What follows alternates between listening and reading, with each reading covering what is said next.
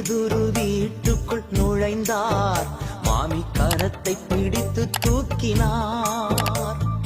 பேதுரு வீட்டுக்குள் நுழைந்தார், மாமி கரத்தை பிடித்து தூக்கினார்.